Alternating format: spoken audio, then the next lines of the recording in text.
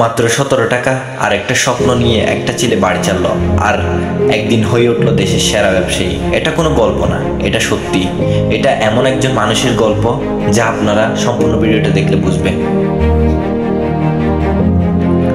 1942 সাল, বয়স মাত্র তার 13 বছর, পকেটে মাত্র 17 টাকা আর চোখে ছিল একটাই স্বপ্ন, কিছু একটা করে দেখাবে। তিনি রওনা দেন কলকাতায়। থাকার জায়গা ছিল না, রেল স্টেশন ছিল তার বিছানা। খেতেন অল্প, ঘুমাতেন না ঠিকঠাক। দিনে কমলা লেবু বিক্রি করতেন রাস্তায় রাস্তায়। কয়েক বছর পর গ্রামে ফিরে খুলে ফেললেন একটা ছোট্ট মুদির দোকান। তবে এখানে থেমে থাকেননি, নিজ হাতে বানানো বিড়ি বিক্রি শুরু করলেন, যার নাম রাখেন আকিস বিড়ি। সেই বিড়ি একদিন হয়ে উঠল বাংলাদেশের ঘর ঘরে পরিচিত না। একটা বিড়ি থেকে গড়ে তুললেন বিশাল এক সাম্রাজ্য, যার নাম হলো আকিস গ্রুপ।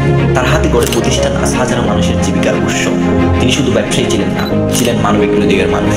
ফাউন্ডেশন গড়ে তোলেন, অসহায়দের জন্য স্কুল, হাসপাতাল, মেডিকেল কলেজ বানিয়েছেন।